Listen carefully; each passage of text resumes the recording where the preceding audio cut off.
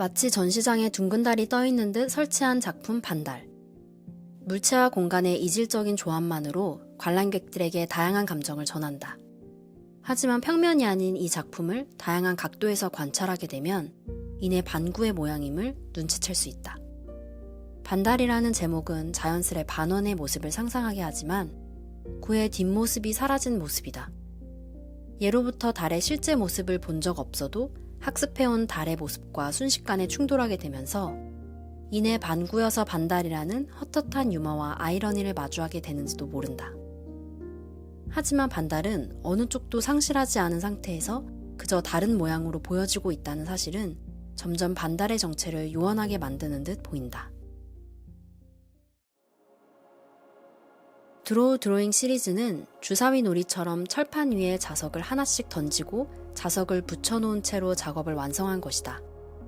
이 시리즈는 가볍게 던진 자석이 작업의 완성까지 지속적인 영향을 주는 작업의 과정에 대해서 이야기하는 작품이다. 떼어낸 자석의 흔적은 저마다 다른 색을 들이우고 있다. 우연히 삶에 영향을 끼치는 것, 그리고 그것이 초래한 결과는 예측하기 어려움을 어렴풋이 암시하고 있는 듯 보인다. 결과물 그 자체보다 과정, 그리고 그 과정에서 발생하는 우연에 대하여 지속적으로 탐구해온 작가의 생각을 엿볼 수 있는 시리즈 중 하나이다.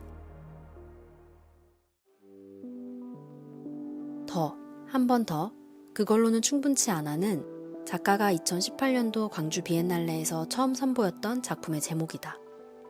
국가와 군가, 유행가와 찬송가 등 약 1,500곡에서 추출한 사랑의 문구들을 8m가 넘는 벽기둥에 새겨넣은 작업이었다. 개인과 개인 사이 또는 개인과 집단 사이에서 생겨나는 사랑의 속성을 포착하는 것으로부터 시작된 이 작업은 애정의 대상끼리 갖게 되는 서로를 향한 사랑, 애도, 연민의 문구들로 가득하다. 이 작업이 발표된 후 여러 형태로 변주되고 있는데 안양에 있는 경찰서 외벽을 감싼 글씨들로 영구 설치된 공공미술이 대표적인 사례이다. 이번 전시회는 갤러리의 1층을 감싸는 전면창의 홀로그램 시트지로 그 모습을 드러낸다. 매일 달라지는 날씨에도 언제나 변치 않고 빛에 반응하는 그림자는 언제나 갈구하는 사랑의 영원함과 닮아 있다고 해야 할까? 빛에 따라 늘 다른 모습으로 나타나지만 시시각각 반응하는 삶에 대한 애정은 영원히 붙어있는 빛과 그림자의 관계와 닮아 보인다. 지금 보고 있는 피에타는 미켈란젤로의 3대 걸작으로 꼽히는 조각상 이미지를 차용한 작업이다. 작가는 미술에 대한 사랑을 전시 주제로 정했을 때 가장 먼저 결정한 작업이 이 이미지였다고 말한다. 극복할 수 없는 상황에 놓여 사랑의 감정이 가장 극적으로 치솟는다고 한다면 그 순간은 바로 상대의 죽음을 바라봐야 하는 상황일 것이다. 그런 의미에서 죽은 아들을 끌어안고 있는 성모 마리아의 조각상은 바로 사랑의 절정을 확인하는 순간으로 가는 길이었을 것이다. 하지만 작가가 이 조각상을 떠올린 진짜 이유는 따로 있다. 바로 피에타가 사랑의 3가지 요소를 모두 품고 있다는 점이다. 통상적으로 사랑에는 3가지 종류가 있다고 분류되는데 에로스로 불리는 남과 여의 사랑, 필로스라고 하는 자식과 부모의 사랑, 그리고 아가페라고 하는 신과 인간의 사랑이 그것이다. 피에타는 놀랍게도 이 3가지의 사랑을 모두 품고 있기에 사랑에 대한 이야기를 할 때 가장 먼저 소환될 수밖에 없는 대상이었다고 작가는 말한다. 이 작업은 한 번의 키스라고 하는 2020년에 걸린 개인전에서 처음 발표되었는데 120개의 조각으로 분절되어 있다는 중요한 특징을 가지고 있다. 그리고 이는 다시 망점으로 파편화된다. 멀리서는 형상으로 존재하지만 가까이 다가설수록 추상이 되는 사랑의 속성을 반영하고 있다. 마침내 철판에 새겨진 이 피에타는 한 번 시작된 부식을 통해 멈추지 않고 파고 들어간 존재의 균열을 그대로 보여주고 있다. 전시장 한켠, TV 한 대가 조용히 한쪽 벽을 응시하고 있다. 이제는 거의 보급이 끊긴 브라운관 TV의 외형을 하고 있는 이 TV 작품은 세상의 모든 전기를 다 끌어모으려는 듯 기나긴 전선을 촉수처럼 뻗쳐 콘센트를 빨아들이고 있다. 이 긴 플러그 라인으로 주입한 전기를 환원해 송출되는 정보들은 아쉽게도 해석이 불가능하다. 다만 과잉의 정보량으로 인해 머릿속이 복잡해지진 않는다. 왜냐하면 높아진 조도로 인해 아무것도 볼 수 없기 때문이다. 끊임없이 주입되고 송출되는 이 밝은 TV 앞에서도 계속해서 수많은 정보가 흐르고 있다. 슈퍼스타 더스트는 슈퍼스타와 스타 더스트를 합친 말이다. 이 작업에서 슈퍼스타는 작은 별들로 이루어진 하나의 큰 별을 의미한다. 이 슈퍼스타는 손길이 느껴지지 않는 기계로 따낸 인공적인 별이다. 이 별은 무광의 안료를 바른 캔버스 천 위에 떠 있어 주변의 빛을 모두 반사하며 발광하게 된다. 그렇다면 스타더스트는 어디에 있는가? 사실 이 작업은 전시가 이루어질 때마다 새로 칠하고 또 칠해야만 전시가 가능하다. 그 이유는 이 검은 무광안료에 너무나 쉽게 흔적이 남고 먼지가 묻기 때문이다. 얄궂게도 그 흔적은 지우고 닦을수록 더 많은 흔적을 남긴다. 무엇보다 막상 전시가 시작되어 조명을 받게 되면 참 많은 먼지가 이 작품 앞에 등장하게 되는데, 재밌는 점은 그동안 보이지 않던, 전혀 신경 쓰지 않았던 먼지들이 눈에 들어온다는 점이다. 이쯤 되면 먼지가 이 작품의 주인공이 아닐까 생각하게 된다. 실제로 이 슈퍼스타 더스트는 먼지를 보여주기 위한 작업이라 작가는 말한다. 우주먼지에 숨겨진 재능과 황홀한 매력을 발견하는 기쁨은 어쩌면 우리가 기대했던 것과 굉장히 다른 모습으로 나타날지도 모른다. 어두운 방 안, 핑크빛 네온으로 쓰인 이 텍스트 작업은 색채의 달콤함과는 달리 회색빛처럼 모호한 의미의 단어 조합으로 되어 있다. 텍스트는 총 3개의 부분으로 나뉘어져 써 있는데, 책임감을 뜻하는 responsibility를 respond와 ability로 해체하였고, 그것을 다시 and로 연결한다. 이때 의도적인지 비의도적인지 알 수 없는 모습으로 생성되는 단어가 하나 있는데 바로 DNA다. 관람객이 어디에 방점을 두고 읽어내는지, 어떤 방향으로 의미를 설정해 해석하는지 관점에 따라 달라진다는 점이 이 작업을 보다 흥미롭게 만들어준다. 자연스레 단어들은 각자의 머릿속에서 새롭게 조합되고 저마다의 뜻을 지니게 된다. 세상의 부름에 대한 책임 있는 응답이 예술가의 책무가 아니냐고 묻고 있는 듯하다. 책임 있게 응답하는 우리 몸의 예술가적 유전자는 마치 끊임없이 반짝이며 베팅할 손님을 기다리는 핑크빛 룰렛처럼 계속해서 우리의 대답을 기다리고 있다. 루돌프는 1945년도에 출시된 애니메이션 루돌프 사슴코의 영상 원본을 리메이크하여 3개의 채널로 제작한 작업이다. 원작에서 루돌프는 산타크로스가 데리고 다니는 술록들 중 하나로 특유의 붉고 빛나는 코 때문에 술록들 사이에서 왕따를 당한다. 하지만 밝은 코를 가졌다는 이유로 어느 안개 낀 성탄절날 산타크로스에게 발탁되어 선두에서 썰매를 끌게 되면서 영웅이 된다. 작가는 영상 속 특정 요소를 리터칭하여 완전히 새로운 스토리로 만들었는데, 해당 요소는 바로 루돌프의 코와 눈이다. 루돌프가 산타를 도와 코에 불을 밝히는 시간이 늘어나는 것과 반비례로 루돌프 안구의 동공은 점점 사라진다. 마침내 영웅의 메달을 수여받게 되는 순간 루돌프의 눈은 완전히 멀게 된다. 처음 루돌프 원작을 접했을 당시 작가는 밝은 코가 길을 밝히는 라이트로 사용된다면 안구에 이상이 생기지 않을까 하는 궁금증이 들었다고 한다. 루돌프의 심야 가출, 밤샘 노동 등으로 번지는 이 아동 노동자의 산업재해 이야기는 산타크로스의 관점으로 비화되는 작업으로 재탄생되었다.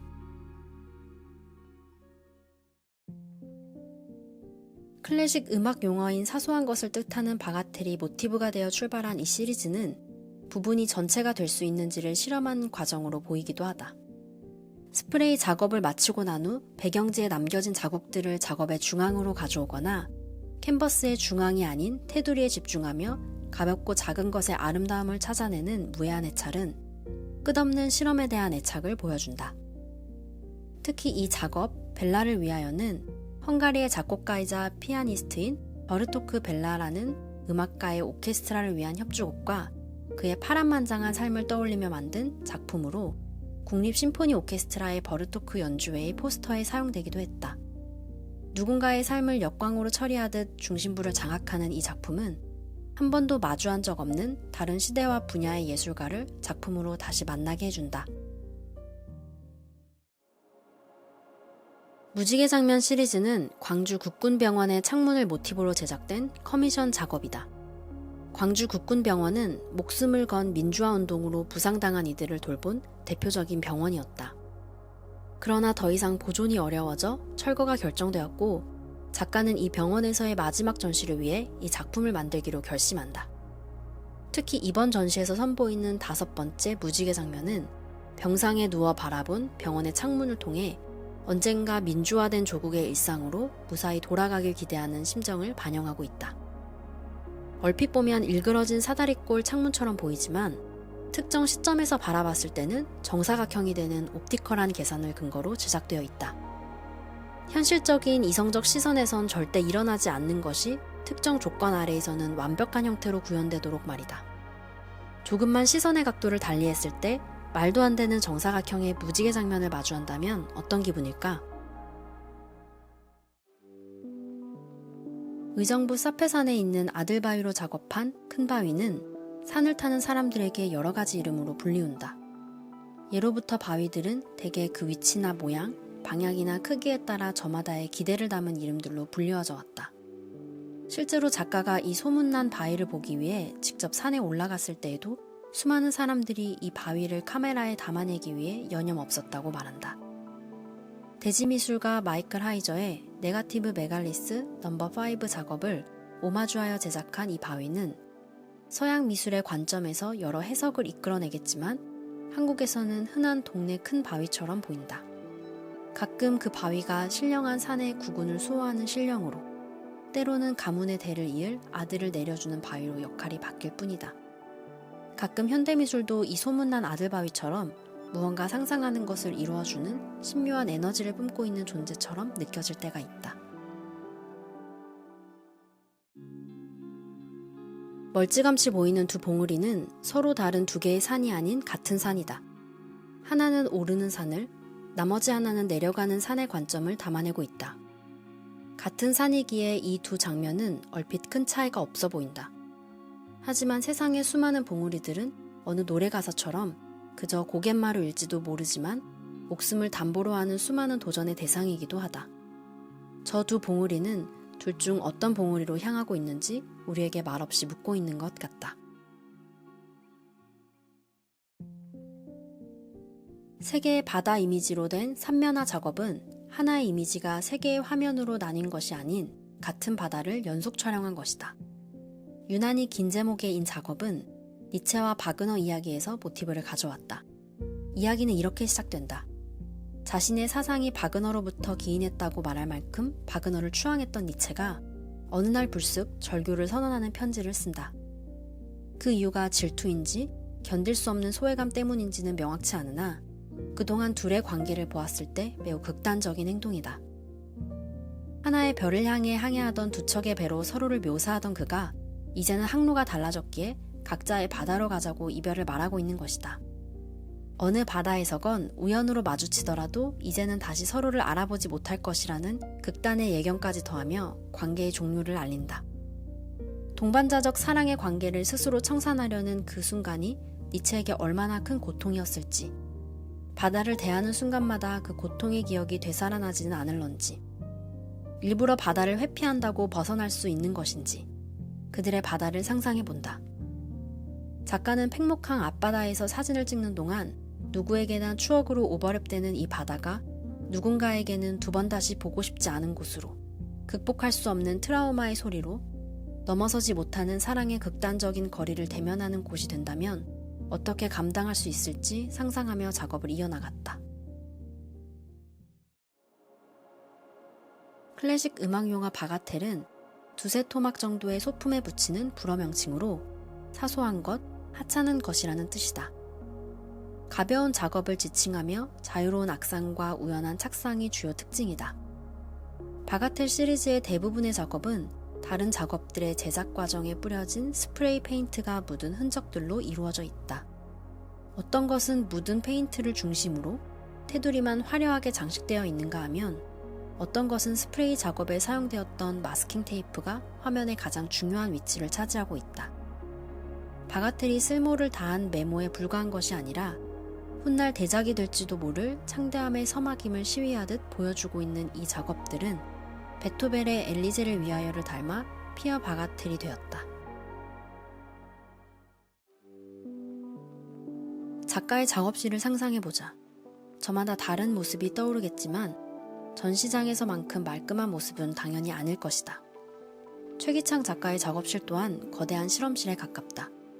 특히 작가가 고민하는 주제를 구현하기 위해 우연과 반복이라는 행위를 적극 끌어들이는 점, 이를 위해 스프레이라는 도구를 사용한다는 점에서 작가의 작업실이 얼추 어떤 모습일 거라는 그림이 그려질 것이다. 스프레이를 사용하는 작업실 한쪽 벽면, 그러니까 작업의 흔적으로 가득한 벽면을 작업 그 자체로 가져온 순환하는 밤은 계속해서 누적된 스프레이 자국들로 이루어져 있다. 왕가희의 1998년 영화 춘광사설, 영재 해피투게더에서 집을 나간 장구경이 연인에게 다시 돌아올 때마다 우리 다시 시작하자, 우리 다시 해를 반복적으로 다짐하는 장면은 갈등과 해소가 순환하며 수많은 밤을 보내는 작업실에서도 유사하게 적용된다. 화판 위 뒤죽박죽 섞인 스프레이 페인트 사이로 얼핏 보이는 맑은 색채들의 흔적들이 문득문득 드러나는 봄의 풍광처럼 달콤해 보이는 이유도 순환하는 수많은 밤들로부터 생겨났다고 상상하게 된다. 이 작품은 이후 등장할 작가의 럭키 드로잉 시리즈의 탄생의 시작점에 위치해 있다. 텍스트를 소재로 꾸준히 작업해온 작가의 작품들 중 달고 오묘한 창밖의 빗물 같아요는 모두 노래 가사에서 추출한 사랑의 문구들로 이루어져 있다. 시대와 세대의 경계를 넘어 불리고 또 불리어지는 이 사랑 노래의 가사들은 나만의 순수함을 고백하기 위한 것이지만 누군가의 사랑을 위해서 또 다시 영원히 인용된다. 하지만 영원함을 약속하고 있는 반복된 맹세는 곧 순수함을 훼손당하기라도 한 것처럼 곧 사라지고 없어질지도 모를 불안한 다짐으로 느껴지기도 한다. 실제로 가사가 쓰여진 부분은 상당히 녹슬고 부식되어 있다. 공기 중에 노출된 철의 부식이 시작되면 멈추지 않고 파고드는 속성 때문인데 이는 어떤 이유로든 금이 생기면 여러 감정이 파고들어 다시는 본래로 돌아가기 힘들었던 관계에 대하여 생각하게 만든다. 배경에 유난히 시선이 사로잡히는 미완성, 더 뜨거운 숨은 특히 럭키 드로잉 시리즈라 불리는데 제작 방식에 특별함이 있다. 바로 서로의 작품이 서로에게 적극적으로 영향을 미치도록 세팅된 채 만들어졌다는 점이다. 마구잡이로 쌓아올린 작업에 비닐을 씌우는 등 별다른 조치를 취하지 않고 동시에 작업을 한다. 작업 간 간섭이 시작되면서 조심스레 작업을 했을 때와는 전혀 다른 도색이 진행되고 그 흔적은 그대로 화면에 반영된다. 럭키 드로우가 각 개별적 작품이 제비뽑기식의 우연으로 진행된다면 지금 보고 있는 이 럭키 드로잉은 작업들 간에 서로 영향을 미치고 있다는 점에서 어쩌면 더 강력한 우연이 진행되었다고도 볼 수 있을 것이다.